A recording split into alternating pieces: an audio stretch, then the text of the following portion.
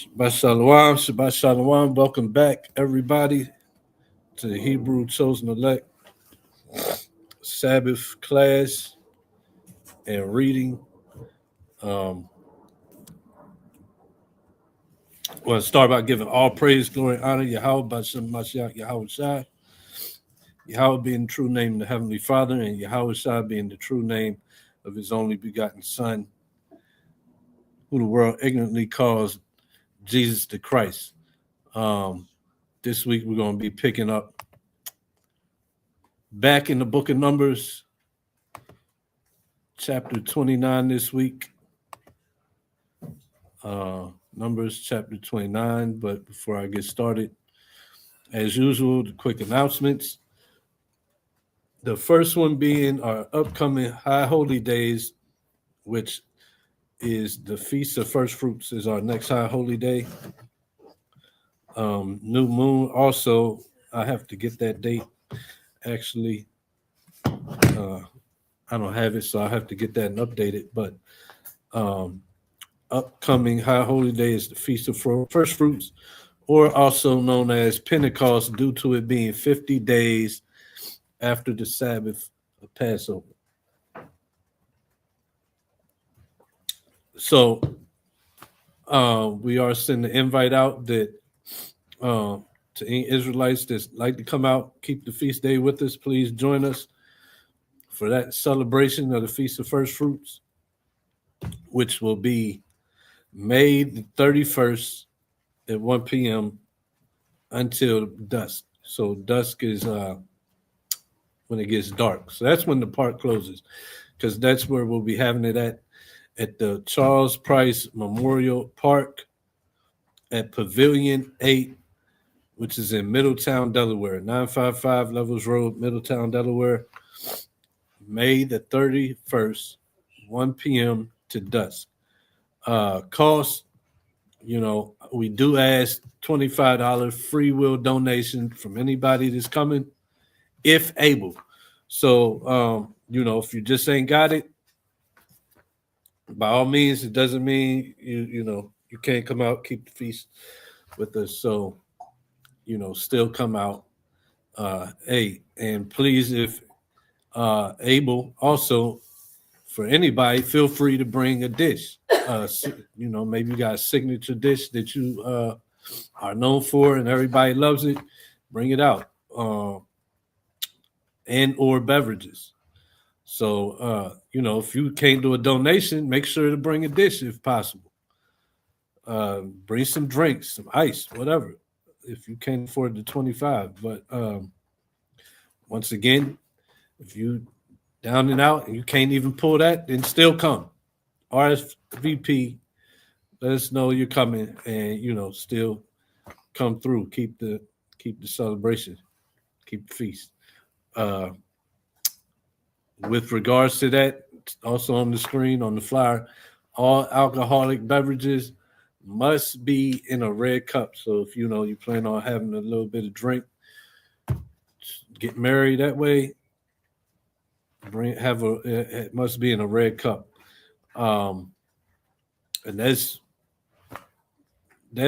coming from the park. So somebody might be saying, what about a blue cup? What about a white cup? Just do the red one. Matter of fact, if it's in your power to, bring some things, plates and stuff, you can bring cups, bring the red ones. They sitting right next to the white. Just get the red. Anyway, that's with regards to alcoholic beverages. Also, no parking on the grass. And we'll be touching this every Shabbat up until the feast day. So this won't be the last time you hear about it. But that's the stipulations, park rules or whatever. So Charles Price Memorial Park, Pavilion 8, May 31st. So hope to see you there. Contact information, you can RSVP through me or Yakina. You can catch me on Facebook or through phone or text.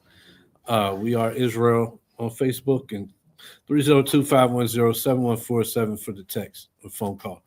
Any questions, class topics, concerns you want to maybe you want to join the camp or come out to the feast day. Also, you could hit Brother Yakanan for the same thing.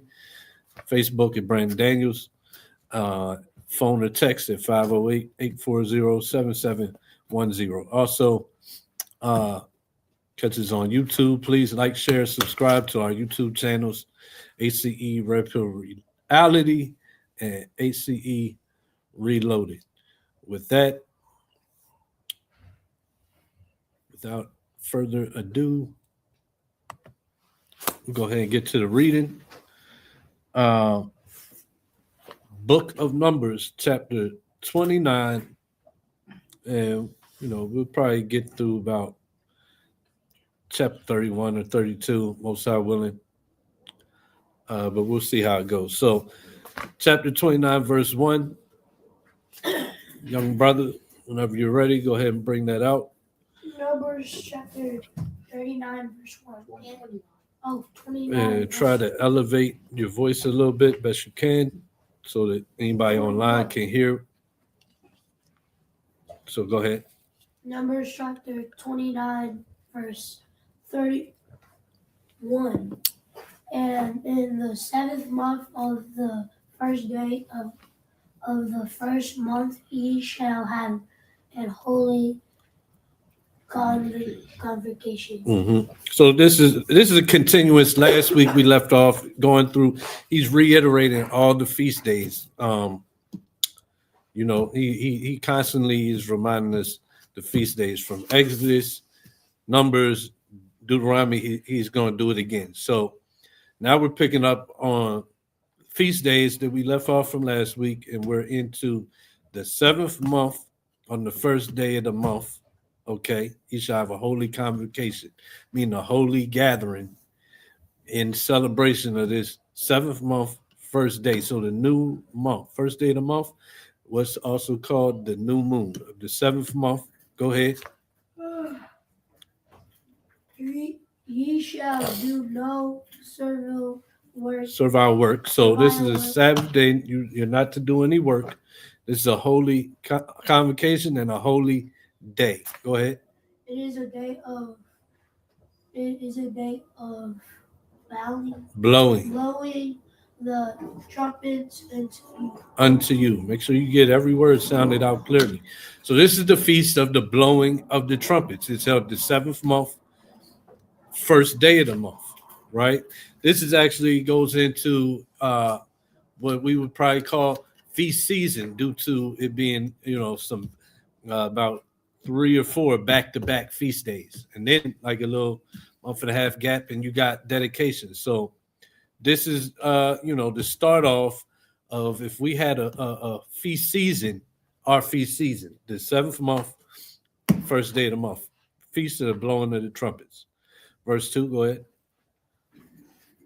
And ye shall offer burnt offerings for a sweet savor unto the Lord, 1 young bullock, and 1 ram, and 7 lambs of the first year without blemish. Without blemish. What that means, like scabs, one eyeball, a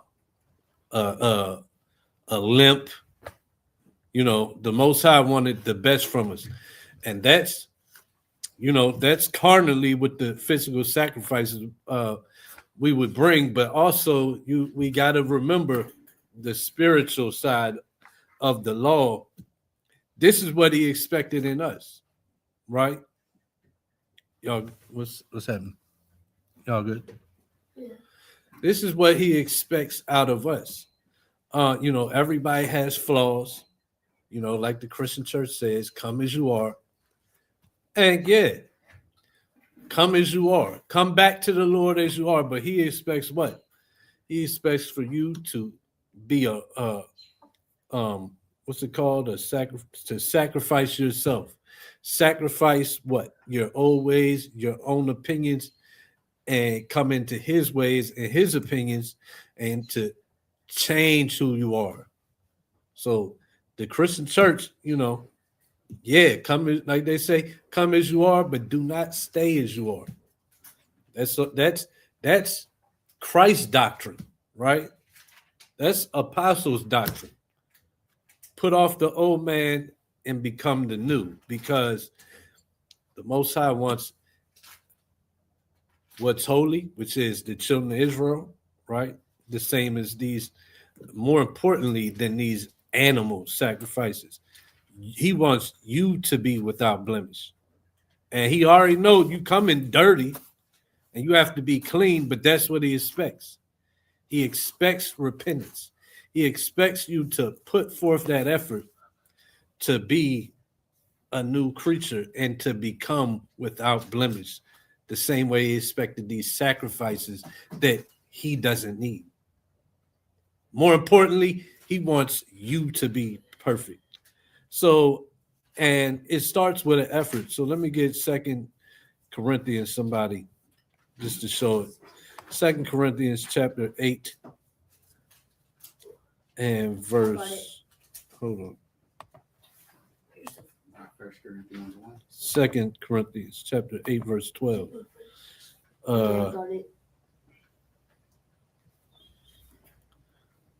So go ahead and bring that up. 2 Corinthians 8 and verse 12.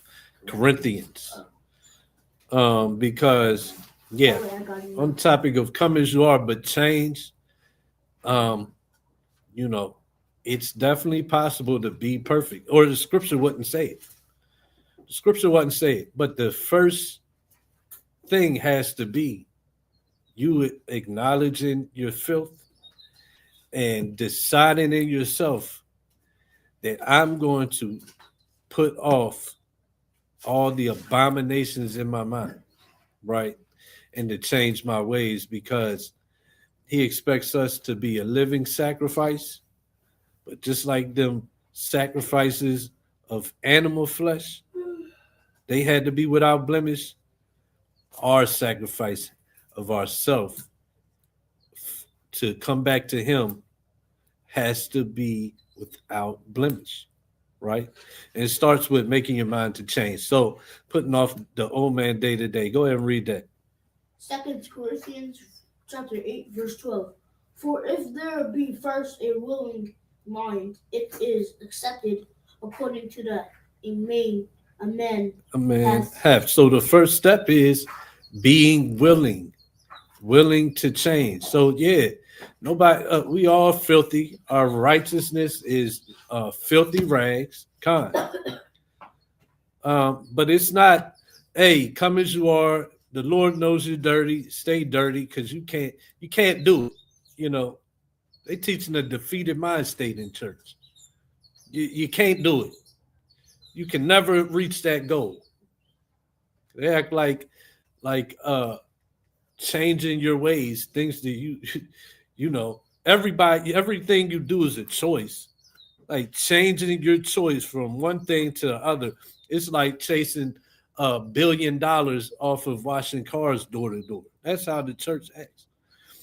You can change, but it starts with having a willing mind. And if you have a willing mind, it's accepted according to what you have. So the Lord sees that you're making the steps to change, and that's what grace is. Grace is just like, it's always talked about at camp. Explained at camp. Grace is just like a cell phone bill you ain't paid. You call up there and you ask, can I get an extension? That's a grace period. So the Lord gives grace, and that he gives us time to clean our filth, to change our ways, and to become that unblemished sacrifice, which starts with you having that will in mind and taking the steps to make changes. Finish that out. And not according to that he hath not. And not according to that he hath not. Like, you got so much stuff you can't change it in a day, but it's accepted according to you're making changes, not according to, you still got a ways to go. You still got little bitty things that you still trying to change, because you already have started taking steps and put it in mind that I got to do this thing. So that will in mind, like the prophet or apostle Paul said, is accepted according to what you have, not what you have not, if you first got that will in mind. So that's all I wanted. Let's go back to Numbers. But yeah, so the same as these animal sacrifices had to be without blemish. That's how we gotta become. So, don't listen to those that tell you you can't do it. If your gym teacher tells you you terrible at basketball, you ain't never gonna make it to NBA, but that was your dream, you ain't gonna listen to that. You're gonna keep pushing to get better. So you can't listen to that. You can't do it. You can keep the laws of God, and if you got the faith, now you're really over the hill. People without faith can keep the laws. So when they said the problem was that y'all ain't have faith, yeah. So now you have to have both. So now it's flipped. People got faith, but they think they ain't got to be obedient, which negates their faith now. Now it's, yeah, you got faith, but then what? Pastor told me you got faith in a man, right? So when you have faith, you got to have faith in the Most High and be obedient. Because what lack of faith is, you don't believe he's going to protect you.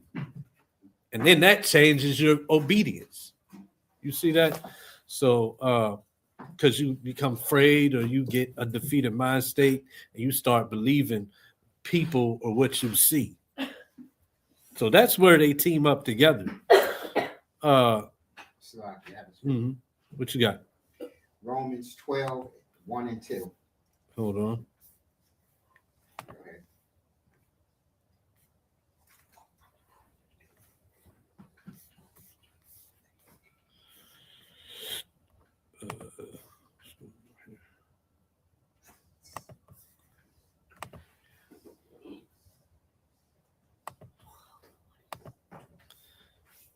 Okay. You go ahead and bring that up, brother. Romans 12, 1.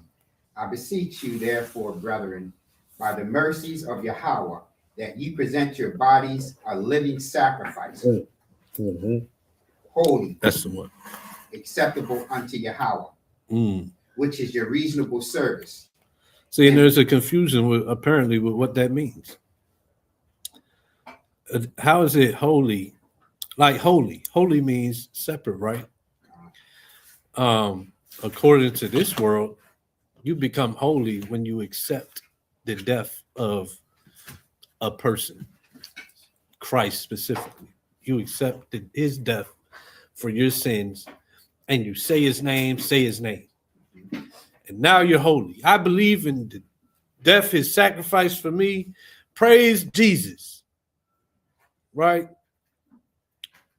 And now I'm good because I believe that thing. He died, I continue to sin. What's holy about that? We see that it's actually not separate. That travels like wild. Spreads like wildfire, and it's spread across the whole world. My man-made Christianity is the biggest religion on the whole earth, and it's based around not works to show your faith, just faith, period.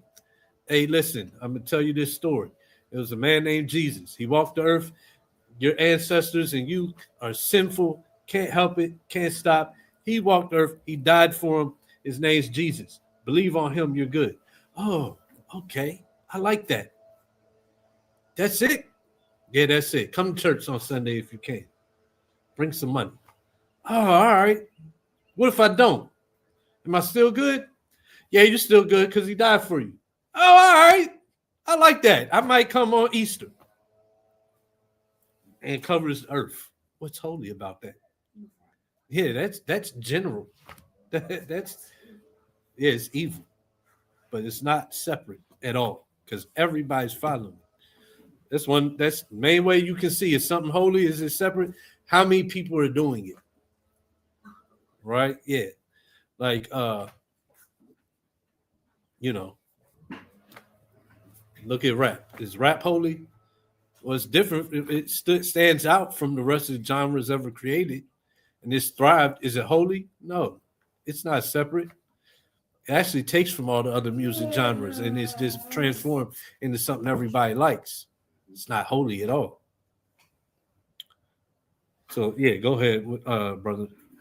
So, like, and as you were saying before, when you were saying without a limp or without a scab and stuff, that's when you can say that I'm present every Sabbath day, but I commit adultery with my neighbor's wife. I steal from him. You know what I mean? Right. I covet his goods. Mm-hmm. Right. That is, you're talking about holy and acceptable. Yep. Not being able to say these are the things that I do according to the law, but on the other side, I rehearse abominable acts. Mm-hmm. Yeah, I'm selling dope all week, but on the Sabbath, I'm throwing the finest garment on Saturday. I'm giving you my sacrifice, Lord. Look, I spent $300 on this fit. I keep it clean. I put it in dry cleaners, but I sell dope the rest of the week. And I give out free turkeys on Thanksgiving. Yeah. I'm holy, ain't I? Yeah, no, that's it. Right, no, that's a lie from pits of hell. Romans 12:2. And be not conformed to this world, but be ye transformed by the renewing of your mind, that ye may prove what is that good and acceptable and perfect will of Yahweh. Mm-hmm. Transform. What does that mean? Because come as you are. Okay, come as you are. I mean, do you have a choice but to come as you are? No. Right? If you wait till you're not as you are, you might never come in. But come as you are, but it says, be ye transformed. Transform. Everybody knows Transformers. So, but what's the definition? So we know, we know what it means, but the exact definition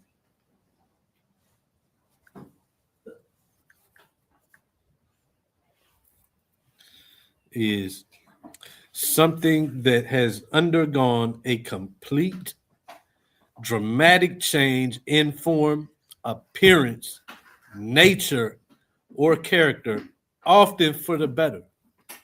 So, listen, we in the book of Romans. This is chief in the modern day Christian church, New Testament writings, Paul specifically. You know what I'm saying? But he says, be transformed, not come as you are and stay that way. And by the renewing of your mind. A lot of that is missing. But if it wasn't possible, it wouldn't be written. And that's where it starts, though. It starts in your mind. You have to change, have a complete, what did it say? Undergo a complete dramatic change. So it ain't, it's not subtle.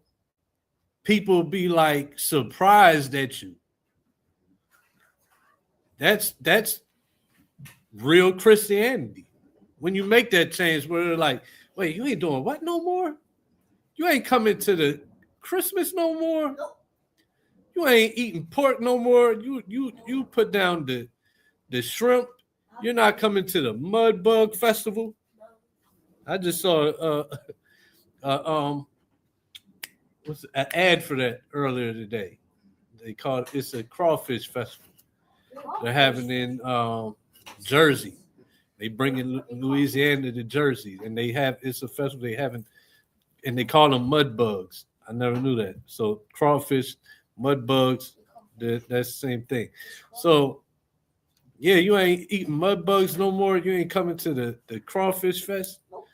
They bring in, and it's a fest. They got the 2 concert stages. They bring in all the like New Orleans bands, and that type of music, the jazz, and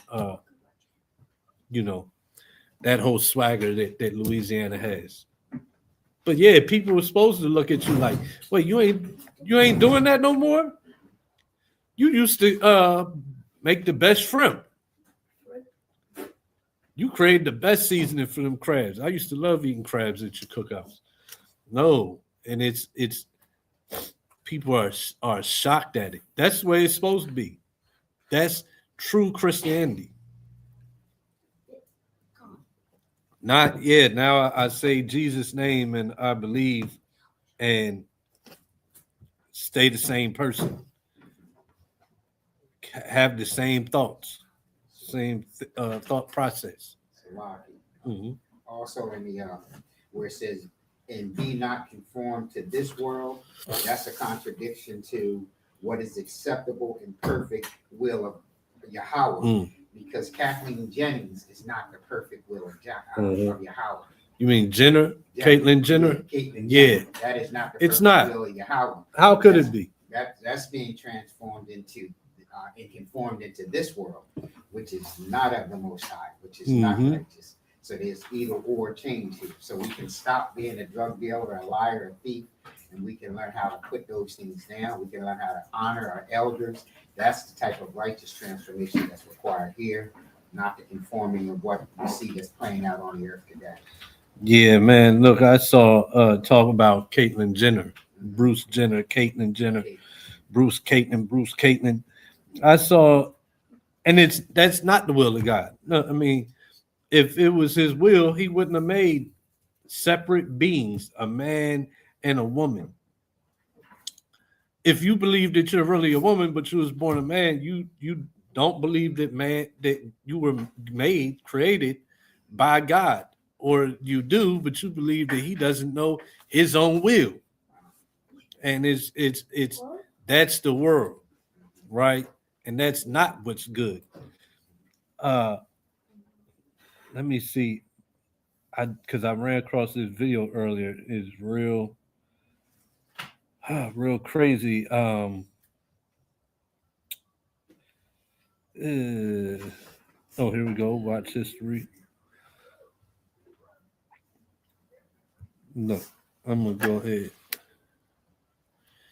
and 13 years old, just starting. Well, it goes. Like, this is wild. So let me go back to my studio so people online can see it too. But okay, so I'll get that far enough away. Back to when I found out that my daughter, who was 13 years old, just starting high school, was secretly socially transitioned at school, meaning that the school started to call my daughter by male name, use male pronouns.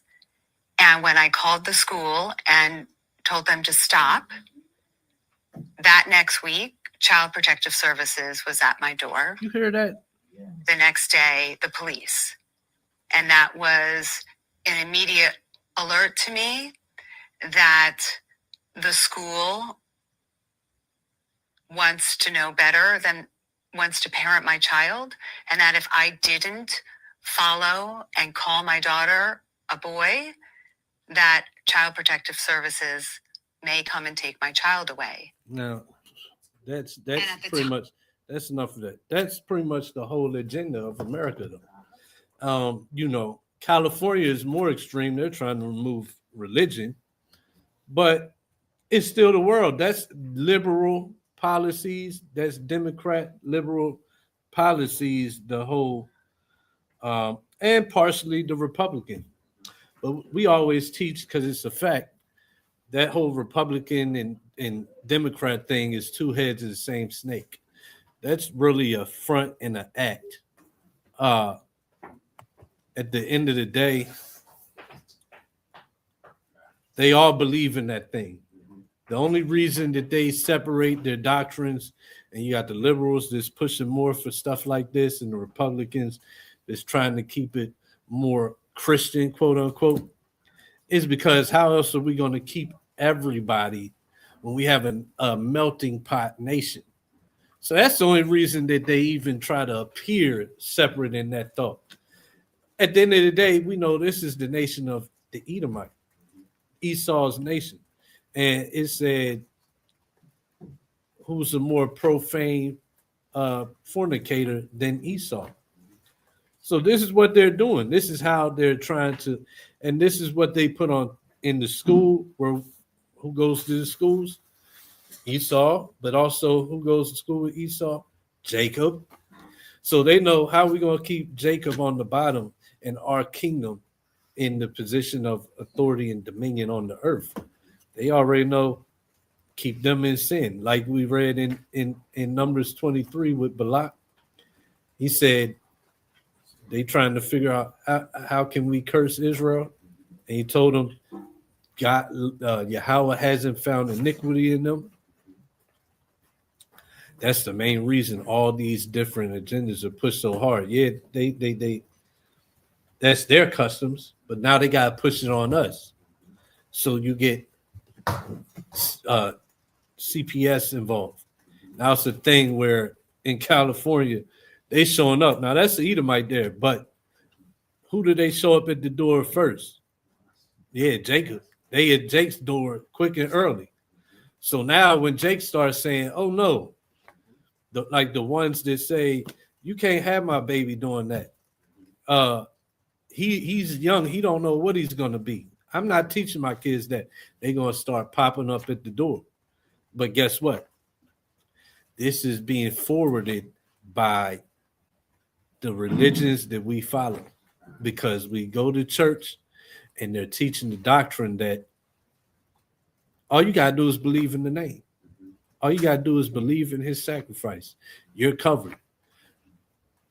Once that gets you, even when you don't agree with your kids falling for this nonsense, you know that, okay, I could get in trouble for trying to stop it. CPS could show up at my door like this white lady. You start to reason to yourself, well, we do got Jesus. So if that's the route my child wants to go, even though I disagree with it, I know Jesus still loves you anyway. So, all right, I'm going to let the world take over because, look, we go in church and we got Jesus. And that's how deep it goes. Yeah, that's how, yep. And that's how deep it goes, where you're not transforming your mind and proving what is good, right? No, you're being deceived, and you're like, what's good is that Jesus died and that's it. Oh, wait. Yeah, he died so that you can get right. You mean tell me somebody gave his life for you to continue doing what you're doing? Or to protect you from the punishment that you deserve from what you already did? But not keep going, keep doing it. And then it's like, oh, you can't do it. You can't change. And then that's another thing. They're going to believe that. I can't change my kids, because if I try to change my kids' mind, they might get taken from me. So now you really like, I can't do it. They can't do it. We just can't do it. Throw your hands in the air. At least we got Jesus. What can we do? No, you can stand up for the fact that he died for your sins and you ain't deserve it. And that's how important it is to change your mind and change your ways and become that unblemished sacrifice. Salaki, and not only that's the straight up way through the front door. But when your kids are sitting here and they're watching hundreds of hours of everybody with superpower now, right? And these superpowers take on beastly behaviors and the anatomy of beast. And you could see a love story where there's a natural boy who falls in love with a demonic woman who's a dragon of some sort. And then you're watching bestiality, and the flood makes that relationship acceptable. Yeah. So you see that across beasts, even if they're both different beasts of a different kind, that you'll see that they'll have the wolf man loving another thing that's not a wolf man. He says each thing loveth his own kind. So it's still contradictory to what we read down here, Yahweh's perfect and acceptable will. Right. Because that's a back door to come in through those channels. It's not so real, but after they watch all of them love stories and they lay down that man should belong to a woman and vice versa, all of that goes away. Yeah, they throwing it in there. And it's like you said, the back door. And they do it subtly. Like we was talking about that earlier, man. Like the TV, the different social media outlets, all that, those outlets just sending things that ain't the will of God, and they get you subtly. Like the kids shows, kids will get in trouble, and then there'll be like a joke in between, and then the punishment won't be so severe, and then it's just no real repercussions. Anyway, they see that and they're digesting that, and they're becoming, they're not taking, they're doing right and wrong with the proper fear of the Most High. They're getting it from the angle of make believe, right? Comedy, lightheartedness, streaming to you through the different television shows, and they got one for every different type of individual. You know what type you are. They got what sports you like. Okay, they got, you want to be on baseball all day, we got 100 channels just for baseball. You want to be in football, we're gonna feed you with that. You like comedy, we got 100 different.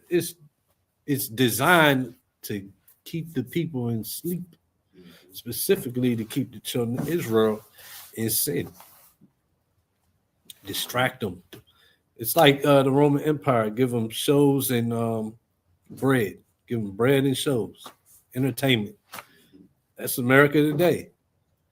And Jake is caught up on entertainment. Entertainment has been freedom for us, right? So I have a scripture on that too. All right, what you got? Psalms 90:5. Hold Thou on. carriest them away. Let me get it.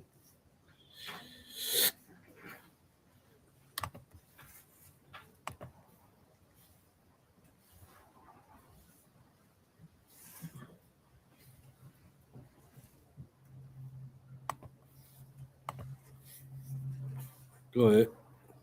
Psalms 90:5. Thou carriest them away as with a flood. That's the media that the kids are watching. Mm-hmm. They are as asleep. In the morning, they are like grass which groweth up. So they watch this out for hours and they grow up, starting to be swept away by this media campaign that's coming at them. And in the morning, it's real quick before you go on, and they're asleep. So it's coming like a flood. Mm-hmm. Flood is where the waters keep coming. So it just takes over everything. And it's nonstop. You got a show for every different type of thing that you like, right? And you got them nonstop. And they're bringing back the old ones. It used to be Full House. Now they got Fuller House. It used to be Roseanne. Now they got the Connors. It was Karate Kid. Now they got Cobra Kai. And then, let alone not all the new ones, Stranger Things, you name it. You know what I'm saying? It's like a flood. It's like the flood. And guess what? You become asleep, meaning, you know, it's not a physical sleep, it's a spiritual sleep. You ain't watching no more. You ain't watching no more. The world, your thoughts and views on the world and what you see in the world is now molded by what you've become in tune to through TV. That takes over your subconscious thought. So now you're asleep. And the things that you will be learning from this during your attendance at the Sabbath is where that teaching is no longer palatable, but now you're being raised by TV, a different type of media, a different type of prophecy that's coming on you. And this is what lulls you to sleep and lulls you away from being swept away from the law, statutes, and commandments that are reviewed like you do on every Sabbath day. Yep. That you'll replace that with these shows that we're talking about now. That becomes their God. Yeah. And it's subtle. It's subtle. Like they Fuller House. Kids on Fuller House, it's funny.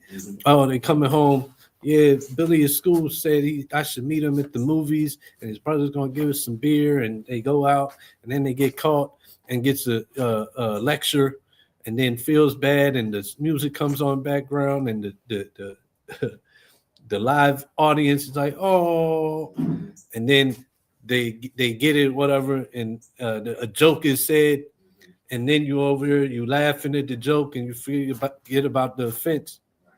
And now you've been brainwashed. It's not that serious to disobey your parents. It's a lighthearted sin. Yeah. Sin is light.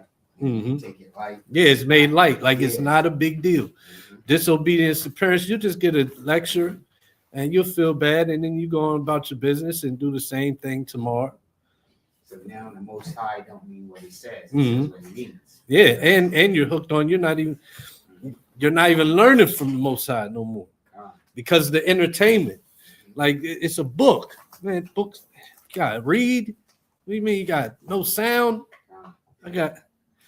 I want to watch TV, and so that's what you're eating instead of like you told Ezekiel, eat this roll. No, we eating TV. We're drinking down that flood, right?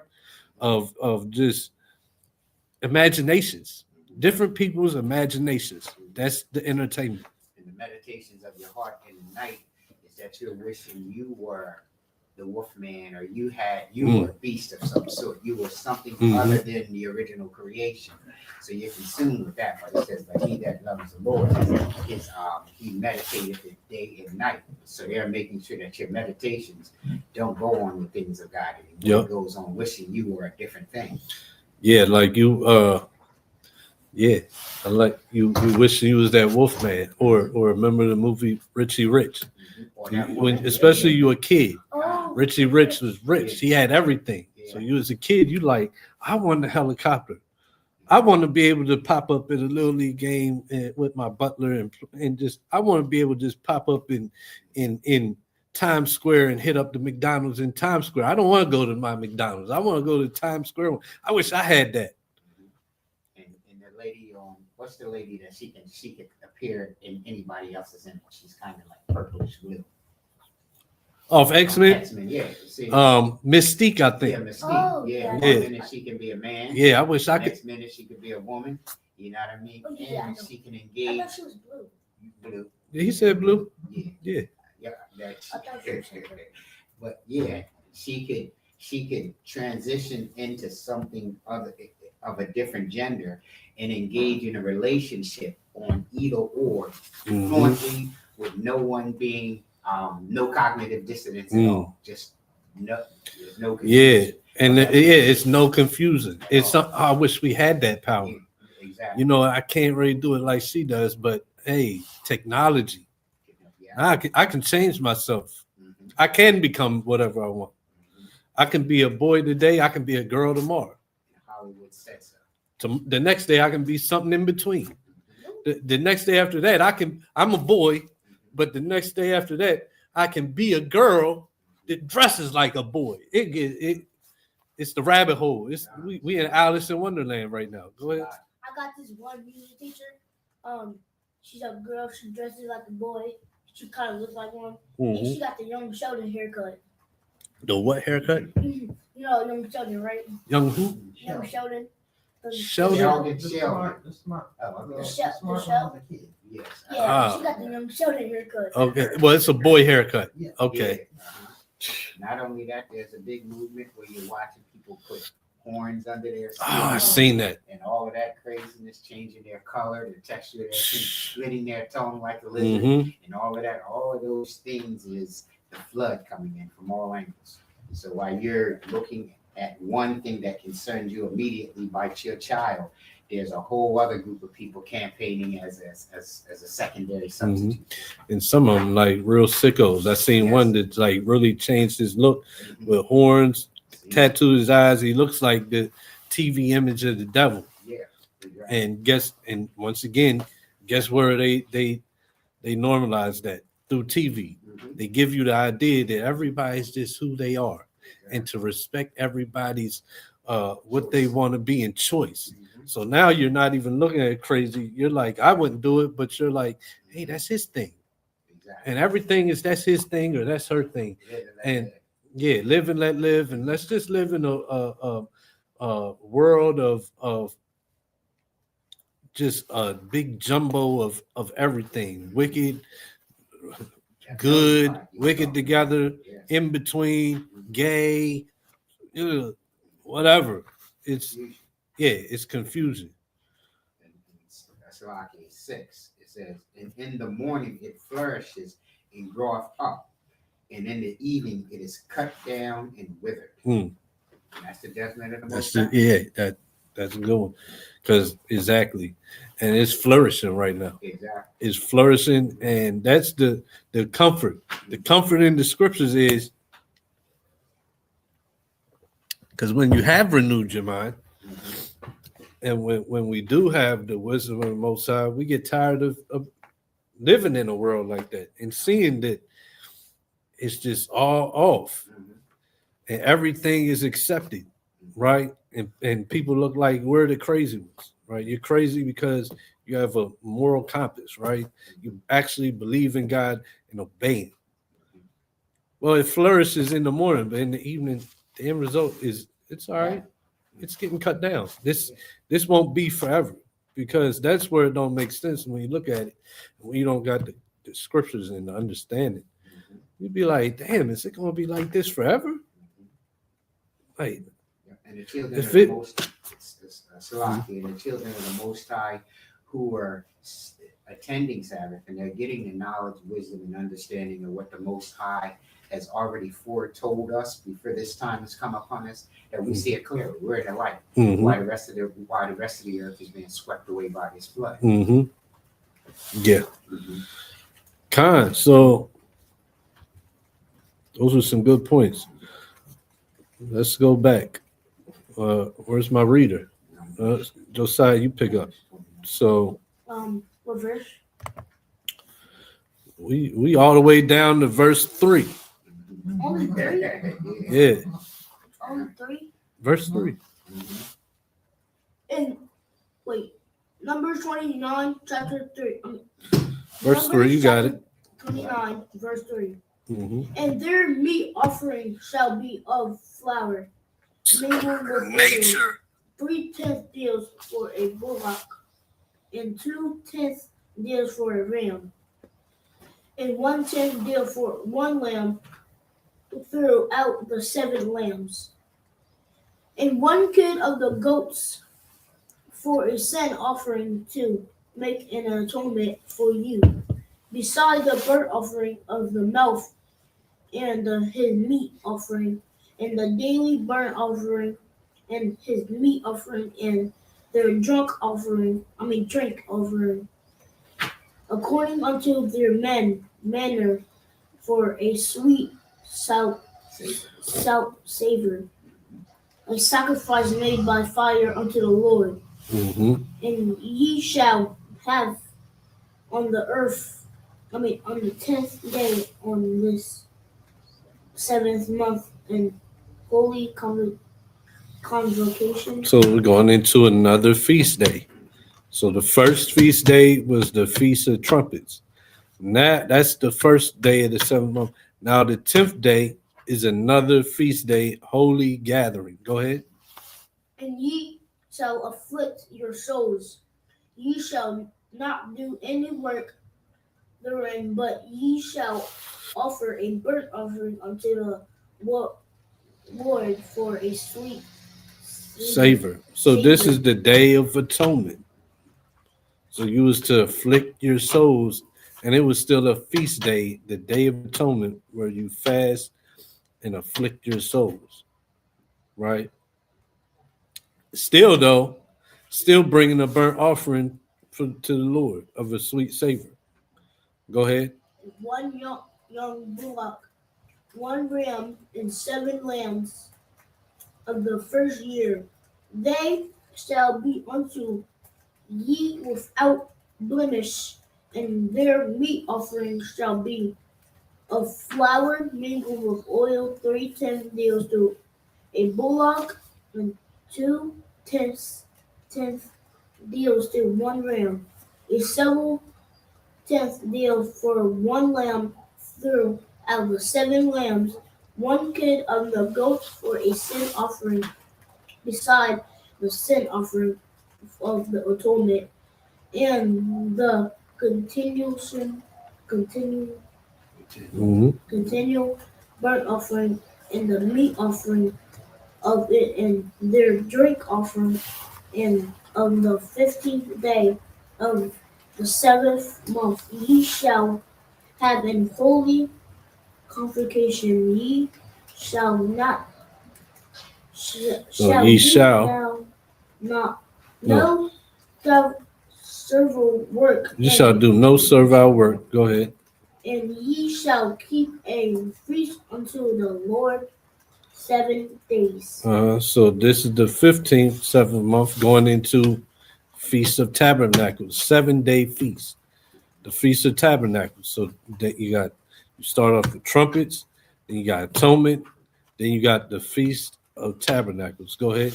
And ye shall offer a burnt offering, a sacrifice made by fire of a sweet savor unto the Lord 13 young bullocks, 2 rams, and 14 lambs of the first year. They shall be without blemish, and their meat offering shall be of flour mingled with oil, 3/10 deals unto every bullock of the 13 bullocks, 2/10 deals to each ram of the of the 2 rams, and a several tenth deal to each lamb of the 14th lambs, and 1 kid of the goats for a sin offering, beside the continual burnt offering, his meat offering and his drink offering, and on the second day ye shall offer 12 young bullocks, 2 rams, 14 lambs of the first year without spot, and their meat offering and their drink offering for the bullocks, for the rams and for the lambs shall be according to their number after the manner, and 1 kid of the goat for a sin offering, beside the continual burnt offering in the meat offering before, and the drink offering. In the third day 11 bullocks, 2 rams, 14 lambs of the first year without blemish, and their meat offering and their drink offering for the bullocks, for the lambs. And for the lambs shall be according to their number and the manner, and 1 goat for a sin offering, beside the continual burnt offering and his meat offering and his drink offering. And the 4th day the 10th bullock, 2 rams, and 14 lambs of the first year without blemish, their meat offering and their drink offerings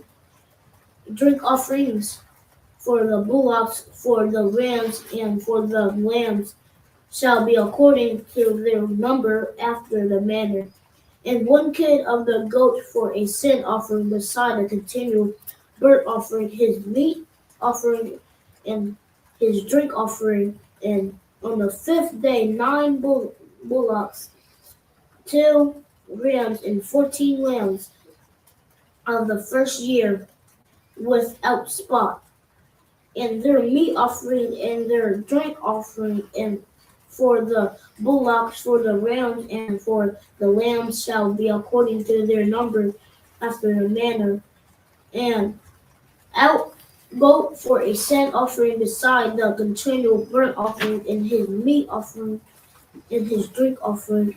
And on the 6th day 8 bullocks, 2 rams, and 14 lambs of the first year without blemish, and their meat offering and their drink offering of the bullocks, for the rams, and for the lambs shall be according to their number after the manner, and 1 goat for a sin offering, beside the continued burnt offering, his meat offering and his drink offering. And on the 7th day 7 bullocks, 2 rams, and 14 lambs on the first year without blemish, and their meat offering and their drink offering for the bullocks, for the rams, and for the lambs shall be according to the number after the manner, and 1 goat for a sin offering, beside the continual burnt offering, his meat offering and his drink offering. On the 8th day ye shall have a solemn assembly, solemn assembly. Ye shall do no servile work therein, But ye shall offer a burnt offering, a sacrifice made by fire of a sweet savor unto the Yahweh, a bullock, the ram, 7 lambs of the first year without blemish, their meat offering and their drink offering for the bullock of the ram and for the lambs shall be according to their number after the manner, and one goat for a sin offering beside the continual burnt offering and his meat offering and his drink offering. These things ye shall do. Hold on. So check out these feast days too. Just see a little bit of, kind of what even the feast days represent in Israel's returning to the Lord and making the kingdom. These feast days are representative of that because first feast day, Feast of Trumpets, right? What's the trumpet represent? Calling attention, right? Calling attention to the people. You blow the horn. It's sounding an alarm, right? And then with that, something comes behind it. It's basically, a warning to the people. So let's go. I'm going to do a couple of scriptures to kind of go through these feast days. Joel got the Feast of Trumpets. Go to Joel chapter 2, verse 1. This is it's in the Old Testament. Okay. Joel. Mm-hmm. Chapter 1.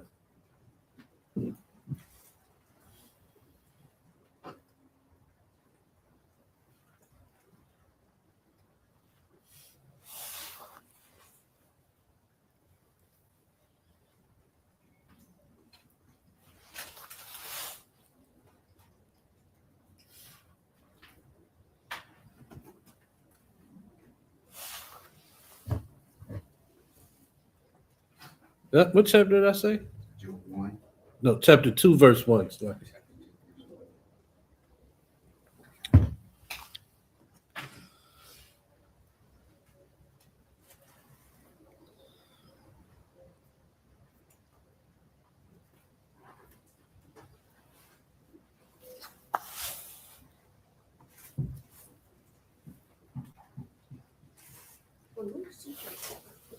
You can read it right here.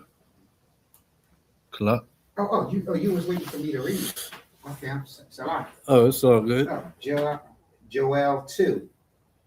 Blow ye the trumpet in Zion, Mm-hmm. and sound an alarm in my holy mountain. Mm-hmm. Go ahead. Let all the inhabitants of the land tremble, for the day of Yahweh cometh, for it is nigh at hand. So first thing is that alarm being blown, right? And this is for the return of the children of Israel. It says, blow the horn in Zion.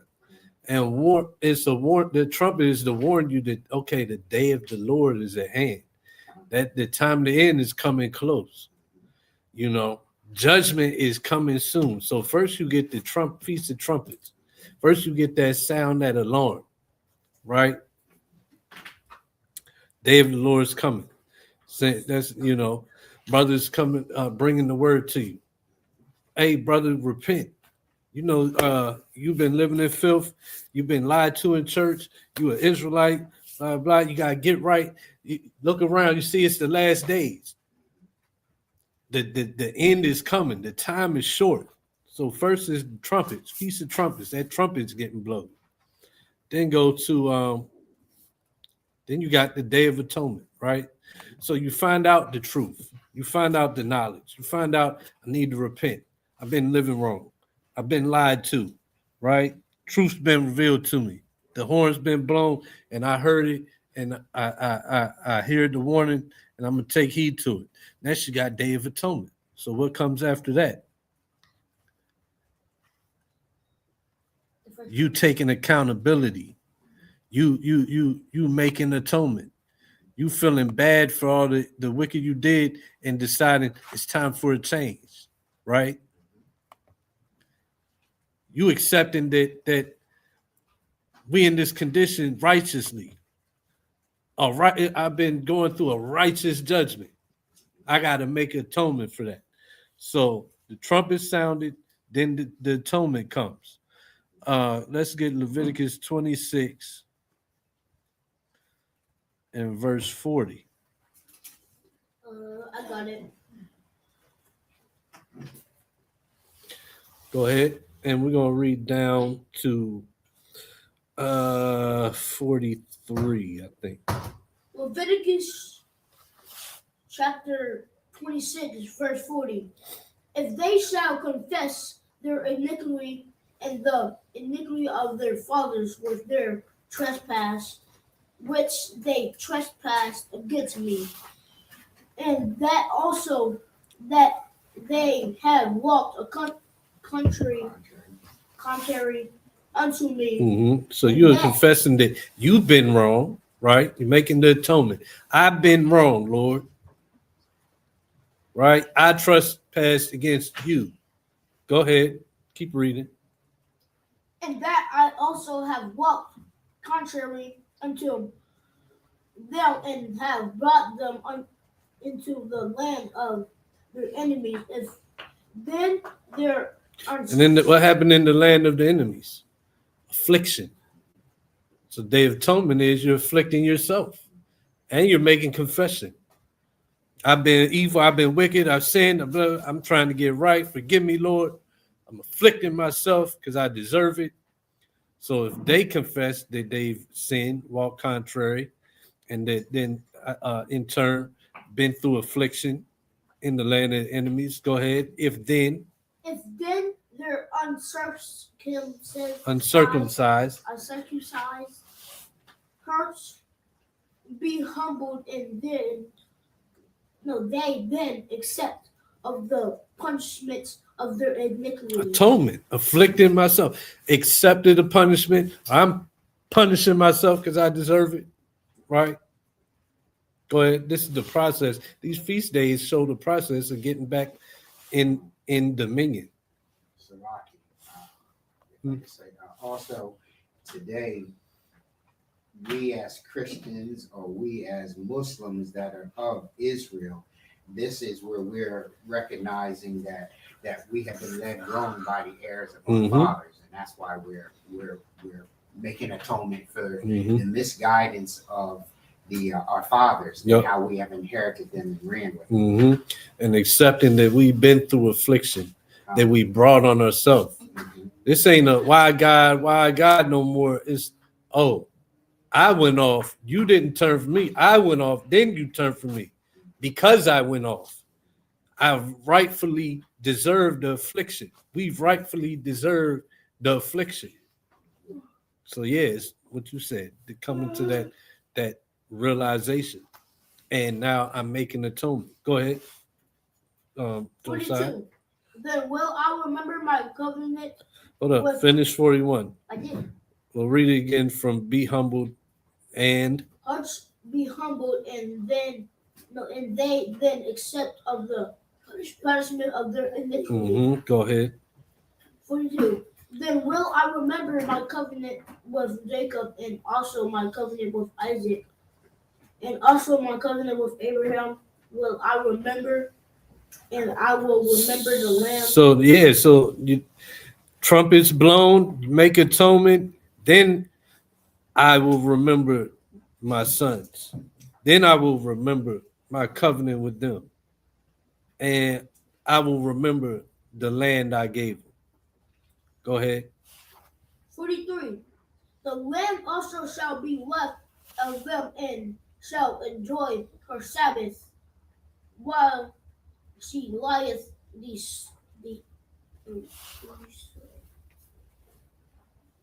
while she lieth desolate.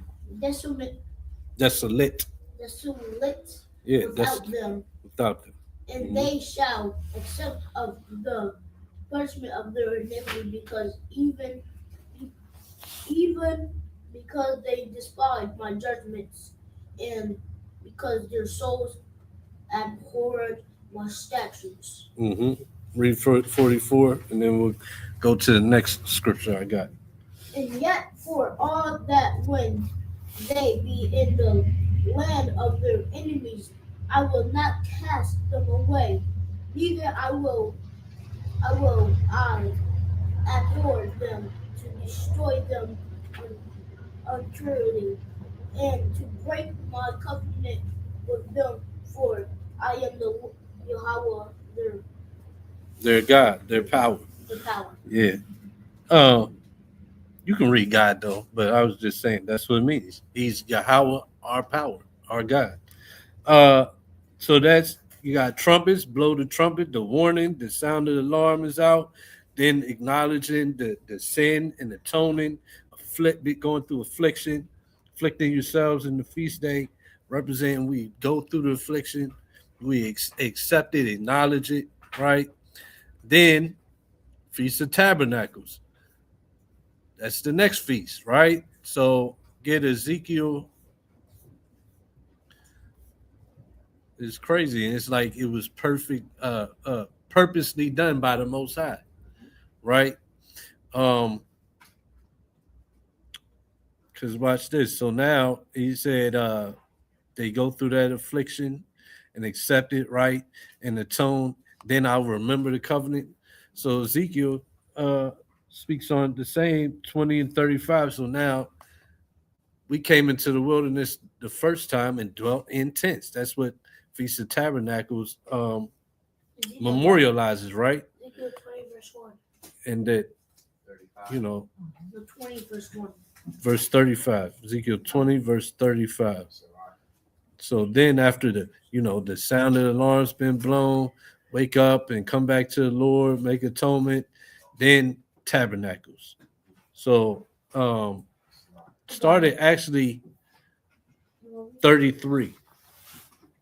Start at 33. Mm-hmm. Ezekiel 20 and 33.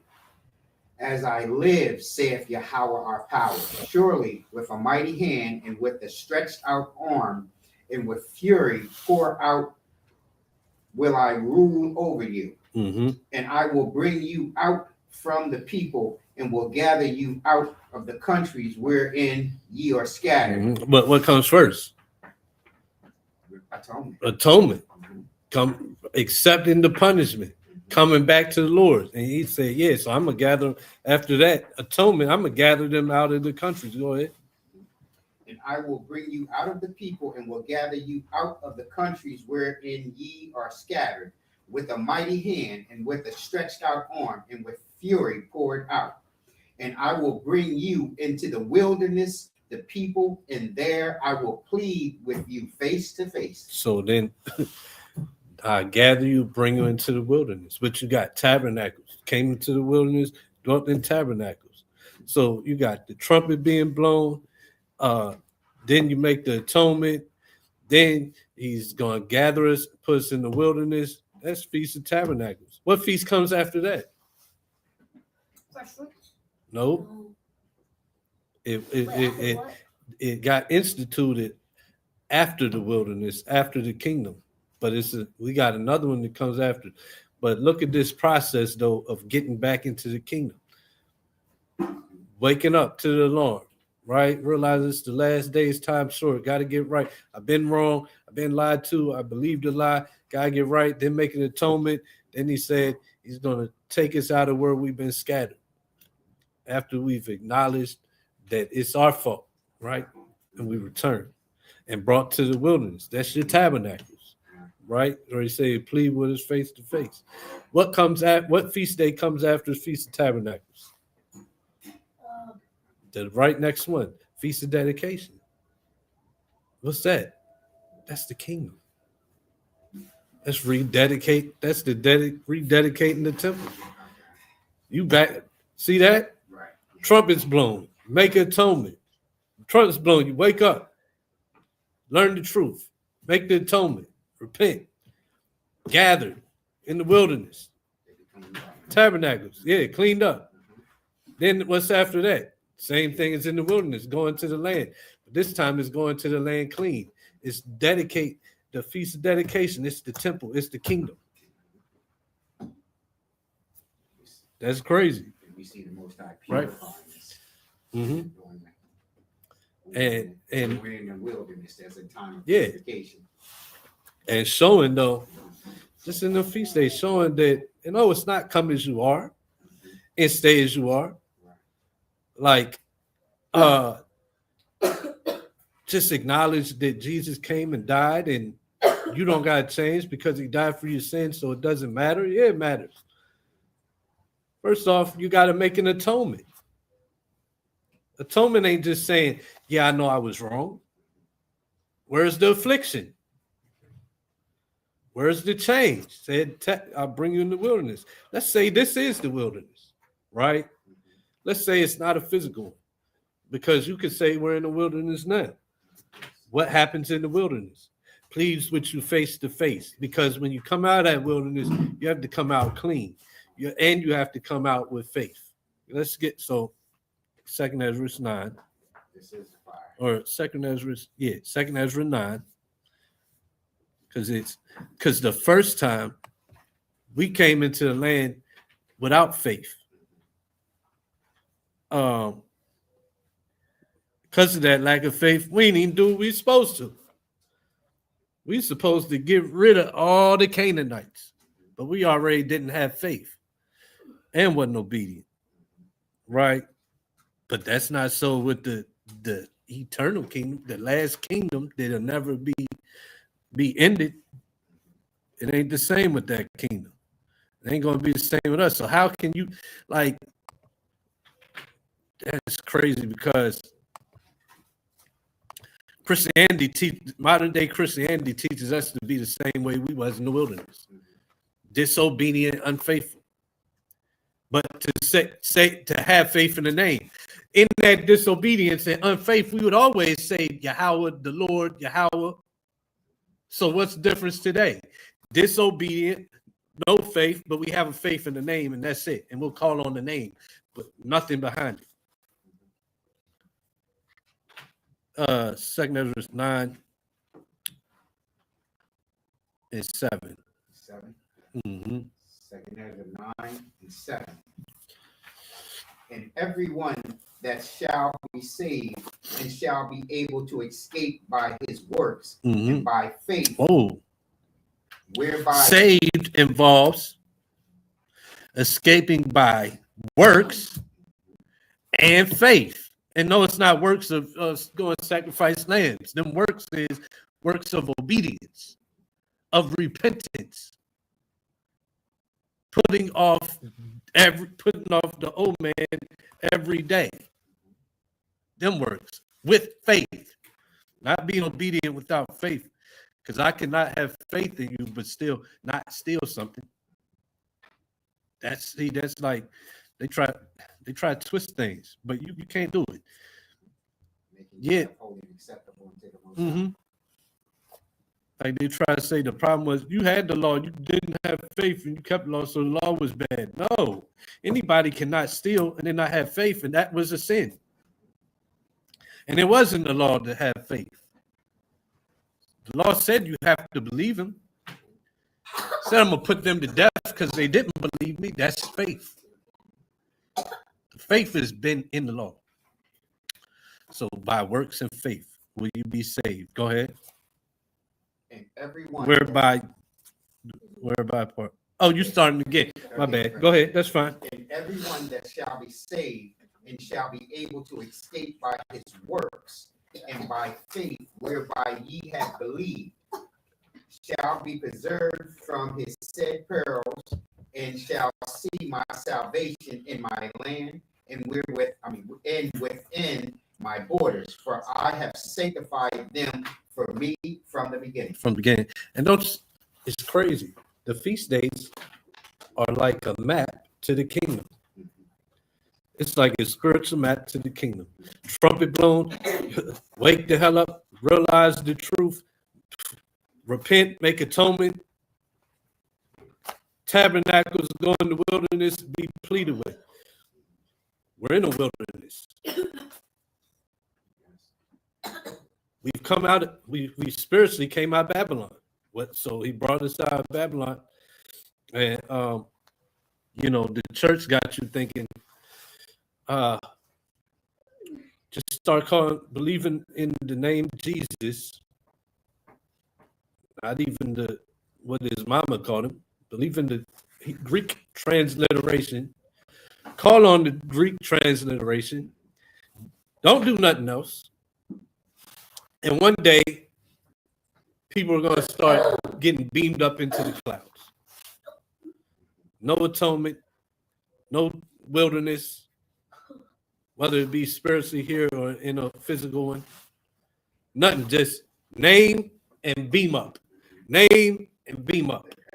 You'll be a male in the kingdom wearing a dress and earrings. Yeah. And when you get there, Tupac and them already there. Tupac there, and now he's hanging out with Big Pun and DMX and Jam Master Jay, because just because you're a rapper, you're gonna hang out with other rappers in the kingdom of heaven. That's what, now that I look back, you look at music videos, that Tupac video, I Ain't Mad, no. How'd it go? The one where he showed him in heaven anyway. Changes, I think. But either way, in heaven, and all the great artists that are dead, they're in heaven, they all hanging out at the same party. Really? Out of the billions of people that walk the earth, when you die, you go hang out with other people of your job? It's crazy. So all the baseball players go to heaven and hang out. Hank Aaron, Babe Ruth, Willie Mays, Roberto Clemente, they hanging out in heaven because they all was great in baseball. That's today's Christianity for you. Let's go back. We got at least finish this. We did finish that chapter. So let's go to the next one. Somebody want to add something. But that's, I just think it's dope how the feast days, the path to the kingdom lines up with the feast days. Numbers 30:1. Kind. And It's 29. all right. We still have Okay. It's a couple more verses. So yeah, finish them real quick, Josiah. Yeah, give it back to CJ, and then Kalak will do next chapter. Okay, what verse we at? We're at verse 39. 39. Okay. Ow. Are we at 39? Yes. Chapter 29, verse 39. Numbers chapter 29, verse 39. Yeah, he's right. Go ahead. Verse 39.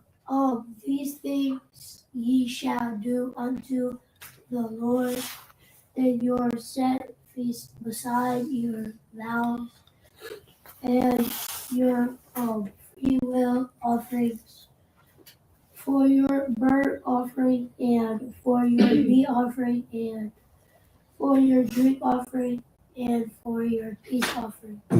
Go ahead. And Moses told the children of Israel according to all that the Lord commanded Moses. And this is another one that's crazy, because they always demonize Moses. His law, he said that. That was Moses said that. Who did said that? Moses. No. Read that last verse again. And Moses told the children of Israel according to all the Lord's commandments. Oh, the Lord commanded who? Moses. Wow. So, I don't know. Maybe Moses was lying. The Lord didn't command them to say these things, write these things. So why don't they just come out and say that then? Because they know damn well they ain't going to be that bold. Now, you can't separate that. That was Moses. No, that was the Lord. So once again, does the Lord change? Yes or no? No. They play these little games. It's the Lord gave the laws. The Lord said to do this. don't do that. Through Moses. Stop trying to separate Moses from the Lord. And then still having the Bible. Either be a man and say that you believe Moses made that up, he lied. Or stop holding this Bible talking about you believe in it. Stop talking about Jesus. Yeah. 2 more chapters. Why do I say stop talking about Jesus? I'll answer it because the history of Jesus is in the same book. Without this book, you didn't hear Jesus. I don't see how it's so hard to understand. I'll tell you why. Because it's holy. It's holy. It's a sign of holiness. It's the Shabbat. We're reading the Torah. We're reading the Bible. And our lessons are coming off of that, not our own minds. And why it isn't in a building of 100 to 200 churchgoers. Why not? Because it's holy. It's holy. It's separate. It's the narrow gate. It's not the wide gate. So, that's why. Comfort in the scriptures. Because if it wasn't for the scriptures, we'd just be like, I don't know. Maybe I do need to go to church on Sunday. No. Yeah, No. No. The Sabbath day was established by God. Then he gave it through Moses. Not the other way around. It wasn't established by Moses. Then he gave it to God to give to us. Tell your pastor to smoke on that. Yeah. Yeah. Please. All right. Right. That's right. Ooh. Chapter 30, verse 1. Okay, he's reading. Till I, Numbers 30, verse 1. And Moses spake unto the heads of the tribes concerning the children of Israel, saying, This is the thing which Yahweh hath commanded. mm-hmm. If a man vow a vow unto Yahweh, or swear an oath to bind his soul with, or to bond, he shall not break his word. He shall do according to all that proceedeth out of his mouth. That's pretty straightforward. If you're not going to do something, don't say you're going to do it. Yeah. Don't swear to me. Yeah, don't swear to me. Definitely don't swear to the Lord. But that's why Christ said what? Don't vow at all. Mm-hmm. Don't vow at all. Because if you make a vow, you will be held to it. Hey, pay attention. When you make a vow or a statement that you're going to do something, what's the Lord say about that? Y'all lost it already? Keep it. What do you do? Which means what? Do what you said you're going to do. Yeah, oh yeah. Yeah. Do what you said you're going to do. If you don't know if you're going to be able to do it, just keep it to yourself. Yeah, don't say it. Right, exactly. Okay, so that's pretty basic. That goes into being truthful and being wise, not being hasty, being wise. Because a lot of times that's why it's saying, it's letting you know a lot. It says it for a reason. Because a lot of times you'll say something in haste because you want to do it, or somebody needs something and you want to help out, and you like, yeah, I'm gonna do it. I'll meet you on Friday. I'll be there. I'll help you give that out. Yeah, something comes up, or you like, man, I really don't feel like it today, and then you don't show up. See, so the Lord said, just don't do it. or he said, if you do say it, you do swear oath, you do make a vow, you're bound to it. You got to keep that thing. Um, that's another one where it's Christianity, the false doctrine out there, the danger of teaching that the law doesn't matter. Well, before and that Christ, he's different from Moses. This is why Christ said, just don't vow at all. But you saying that Christ died, you can do whatever you want. So now nobody has fear to just make vows and say they're going to do things and then renege on it. Verse 3. If a woman also vow a vow unto Yahweh, and bind herself by a bond, being in her father's house in her youth. So this one gonna hurt some feelings. And there's a lot of women out there that don't need no man, or man can't tell me what to do. I got a guy gave me a choice, right? It's even some weak men that's like, you ain't gotta listen to your man. God gave you free will. Once again, okay, this is God. Oh, men and women are on the same playing field. Yeah, maybe in the world, maybe in the devil's world, Esau's world, not God's world. It's about to show that. So it's different.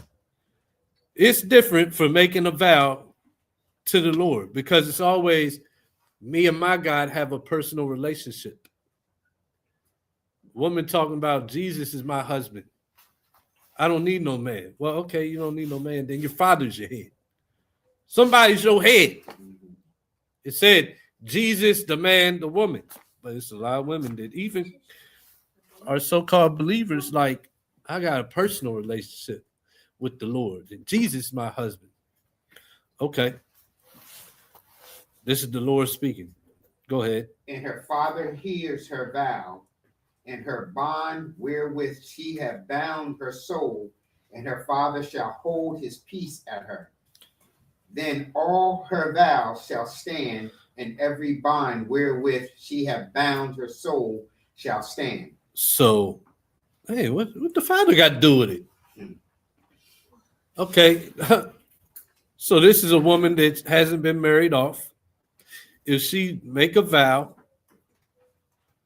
binds her soul to something, that's showing the importance of keeping a vow. You bound your soul to that thing. Anyway, if he hears it, lets it go, then it shall stand. Hey, why is it saying lets it go? Keep reading. But if her father disallows her in that day, that he hear. So, hey, you can't make a vow, a promise, if daddy says no. Father's possession. Wow. Where's the son part at? That's missing. Don't say that with the son, meaning what? There's a difference. It's a difference. And the importance of you being subject to a man.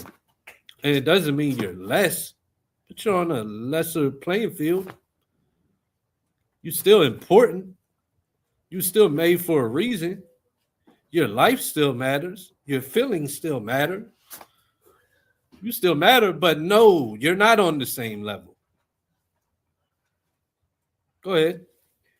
But if her father disallows her in that day, he heareth not any of her vows or of her bonds wherewith she hath bound her soul shall stand, and Yahweh shall forgive her because her father disallowed her. No, also don't say mother. Don't say mother. The Lord is checking for what the man over says. Head of the household. Yeah, what the man allows. There's a rank and order. And no, Moses didn't make it up. The Lord did. Moses gave what the Lord commanded. Just like Christ said that he speaks what his Father said to command. Meaning what? When did the Lord change? When did the Most High change? When did the Father change? Never. He didn't. And even, how could he? This little bit of lapse, we think it's a lot of time lapse. With the Father, ain't no time lapse, really. He's in eternity. This is like the same day. So the way they make it is not only does he change, he's unstable. Like there ain't the time ain't the same in heaven. So it's pretty much like I just said something, then right immediately, yeah, I'm changing my mind. It's different. Actually, it's ridiculous. So that's what the Father.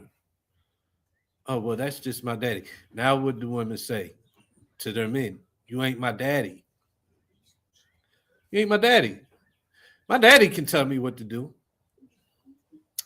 My father, he can control me. I'll listen to him. But who's you, Negro? Oh, let's see if it's any different with your husband. Go ahead. Verse 6. And if she had at all in husband, when she vowed or uttered out of her lips, wherewith she bound her soul, and her husband heard it, and he held his peace at her in the day that he heard it, then her vow shall stand, and her bonds wherewith she bound her soul shall stand. So it's the same thing. You got your father, and then when he gives you away, you got your husband. He takes the role of that father who can allow or disallow you making vows with God. We got our own personal relationship. Not yeah, but guess what? It's governed. He wants your dad, he wants your husband to govern that a little bit. Always back to Adam. Exactly. And this is how he made it. And it's right. And it's beautiful. And righteous. Go ahead. But if her husband disallows her on the day that he heard it, then he shall make her vow which she vowed, and that which she uttered with her lips, wherewith she bound her soul of non-effect, and Yahweh shall forgive her. See? So your husband has control to the point of you making a vow with God. So even your spiritual relationship, you're God, if you gift me with I don't know, 5 children, right? 5 beautiful, healthy children, I'll do this, that, and the third. Yeah, your husband can say, no, you won't. No, you won't. That's not wise. Just ask for the children. Whatever he can allow it or disallow it. That's you vowing to God. So this is the Lord. That's the importance of your husband. And what's Eve do? I'm my own woman. I don't need a man. My man can't tell me what to do. What am I, his slave? I'm the head of the household. Yeah, I'm the head. I make more money than he does. Okay. I don't see the loophole. I see that a virtuous woman is going to what? Add to her house. See a field buy. Doesn't say now she's the head. A virtuous woman becomes the head of the house. No. If you got a lazy bum, then you shouldn't have laid with him. You should have checked to see if he's a lazy bum first. He plays video games and reads the Bible, and that's it. Well, at least he reads the Bible, and at least he follows it. For the most part, He likes to play video games while his virtuous woman goes out and buys a field. How long did you court? Oh, we courted for 2 months. He seemed okay. There you go. Just that's what it is. That's why it's important to prove a friend. That's why it's important to take time, like at least a year. At least. Ain't no love at first sight. That's lust at first sight. Right? Verse 9. But every vow of a widow in her that is divorced, wherewith they have bound their souls, shall stand against her. And I got a comment. Carl Kwan said we need to bring back arranged marriages again. Yeah. This is that the ability to do so is happening. You know, that ability is happening. Faithful men in truth that follow the laws of God, the customs of the Bible and Israel, is we're raising up children in the laws of God and the commandments. So that's becoming very possible to do. And yeah, that's the way it was done. Because why? Because Sure. the reason is because Sirach 42, let's go there real quick.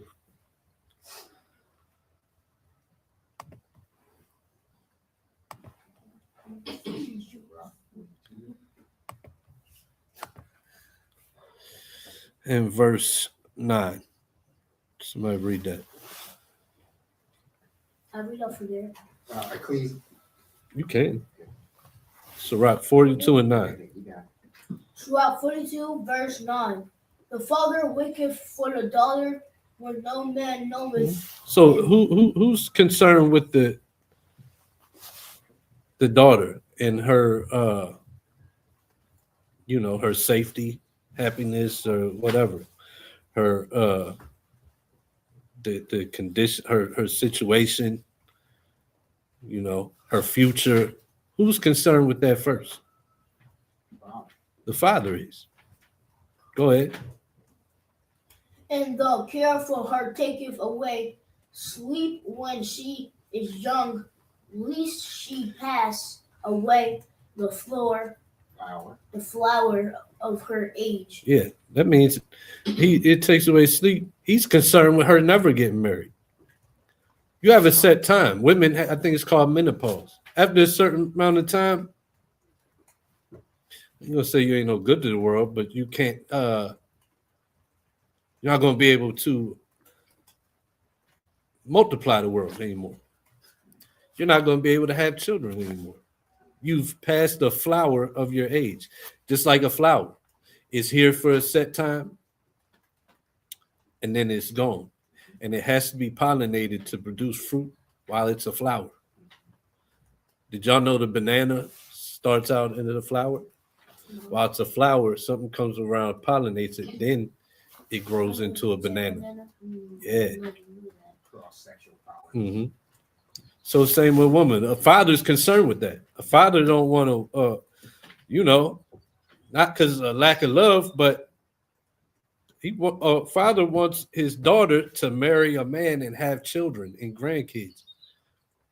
A right man, though. Go ahead. And being married, she should be hated. And he cares about her. He don't want her to be raised up to be a demon in the house and be married, but be hated. The father cares about this. This is why I agree 100%. Arranged marriages should come back.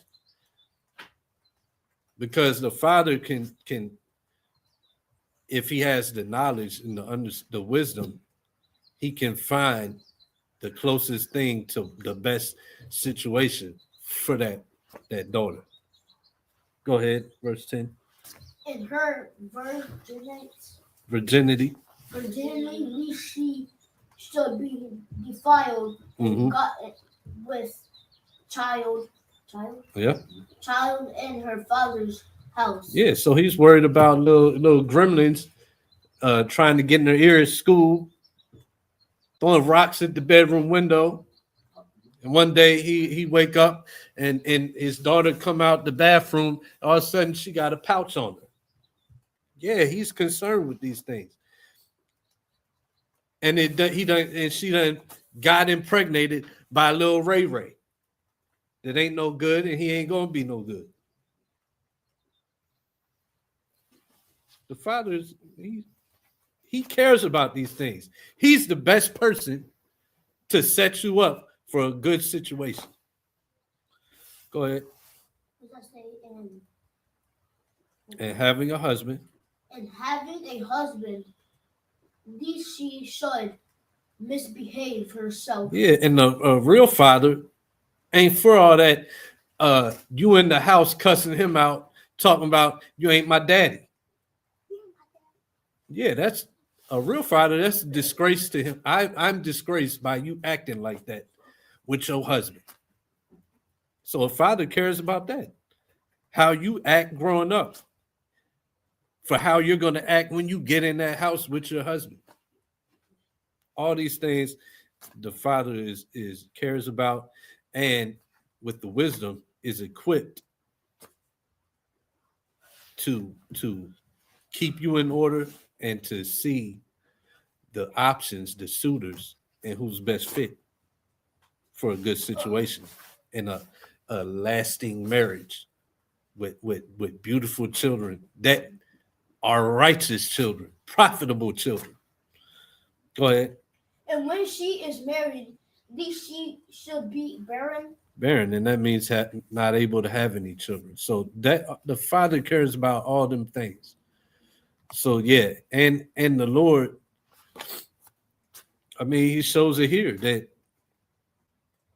that's why he gave us power to disavow your vows if they're not done in wisdom, or if you just disagree with them. The Lord gave us that power. That's the ways of the Most High. That's the ways of Yahweh. Given through Moses, not by Moses. See that? So verse 9. Back in Numbers. Mm-hmm. But every vow of a widow and of her that is divorced, wherewith they have bound their souls, shall stand against her. And if she vows, so a widow means what? She doesn't have that, and she's not back in her father's house. She's a widow or divorced. Whatever she vows to stand against her. There's nobody to disannul it, so it stands. She has to keep it. Verse 10. And if she vows in her husband's house, or bound her soul by a bond with an oath, and her husband hears it, and held his peace at her, and disallowed her not, then all her vows shall stand, and every bond wherewith she bound her soul shall stand. Mm-hmm. Go ahead. But if her husband have utterly made them void on the day he heard them, then whatsoever proceedeth out of her lips concerning her vows, or concerning the bond of her soul, shall not stand. Her husband have made them void, and Yahweh shall forgive her. Mm-hmm. Every vow and every binding oath to afflict the soul, her husband may establish it, or her husband may take it void. Mm-hmm. But if her husband altogether holds his peace at her from day to day, then establish all her vows or her bonds which are upon her, he confirmeth them, because he held his peace at her in the day that he heard them. Go ahead. But if he shall any way make them void after that he have heard them, then he shall bear her iniquities. Mm-hmm. These are the statutes which Yahweh commanded Moses between a man and his wife, between a father and his daughter, between being yet in her youth in her father's house. Yeah. So who said this? Most High. The Lord said it, and it's in all caps. Yeah, the Father, Yahweh. Yeah, man. So like, that's what Christ was talking about. Get John 14. John 14. Everybody trying to separate Moses. First John. We got Christ now. We got Christ. First John. Yeah, chapter 14. Actually, 12. Chapter 12. Verse 50.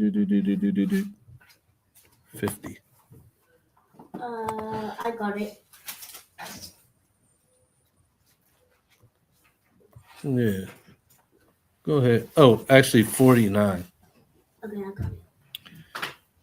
John chapter 12, verse 49. Mhm. For I have not spoken for myself, but They skip past this.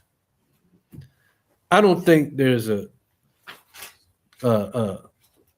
pastor in false Christianity that's ever went to John 12 and 49. Christ said, I have not spoken of myself. Go ahead. but the Father was sent me. The Father. So the same way. The Lord, Yahweh, the Lord commanded Moses, say this, that, and the third. Write this, that, and the third. Then Moses said it. Christ saying the same thing.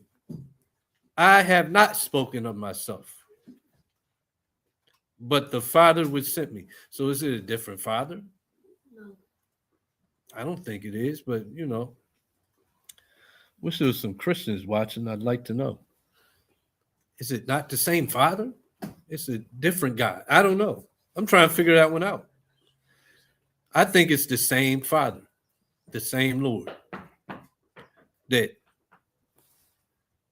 Moses spoke of and Christ spoke of.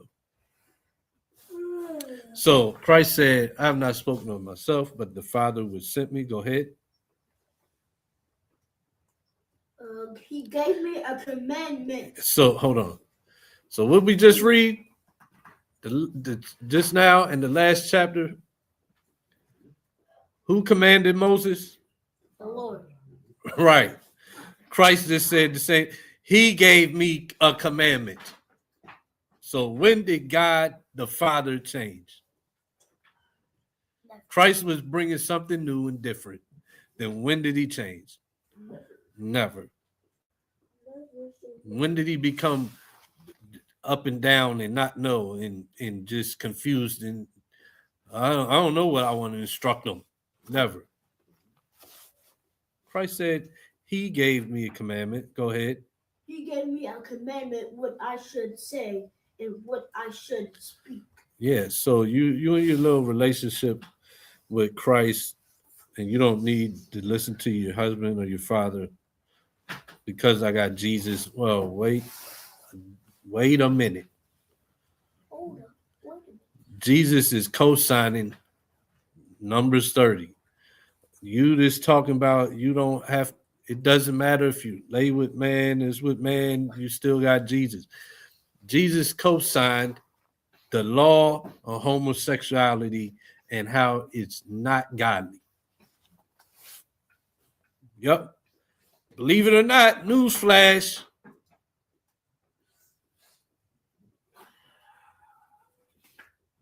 In fact, the Most High says if they can't swallow it, blame it on me. And just like your parents, when you go out and you tell your younger brother, Mom said do this right here. Mm-hmm. Mom said. Right. Mom said it. Yep. Yeah. Yeah. And Father said it. Mm-hmm. And Christ said, I'm saying what Father said. Mm-hmm. So your argument's not with me. Yep. It's not with Moses. Yep. It's with the Most High. Yep. Keep going. And I know that his commandment and life everlasting, whosoever I speak therefore, even as the Father said unto me, so I speak. Yeah. So you know what Christ wasn't saying? That's that Old Testament. Yeah, that's that Old Testament. You reading that, you following that. That commandment leads to life everlasting. It's crazy. I think I'm gonna get a bumper sticker that reads John 12:49-50. I should get that plastered on my back window.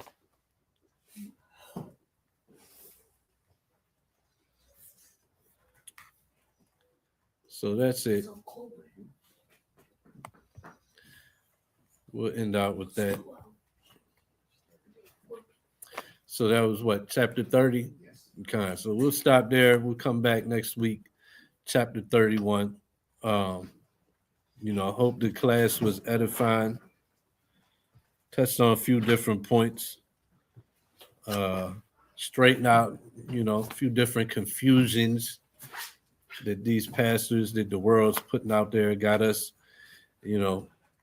engulfed in sin and following the world. It's still the Shabbat, so Shabbat Shalom to everybody out there. Don't forget, Feast of First Fruits is coming up, May 31st. We'll keep on plugging it. So if you'd like to come out, just rewind this to the beginning or just the next class. When we go through our announcements, we put up the date, time, and place, address, all that good stuff. Remember, we are a self-sustained body. So if it's in your heart and you're willing to help us out with the ministry, please donate, give alms through Cash App at # Hebrew Chosen Elect, and just earmark that Camp Alms. So I think that's it. Kwam Yashala. Shabbat Shalom. See y'all next time. Peace. Peace. Yo.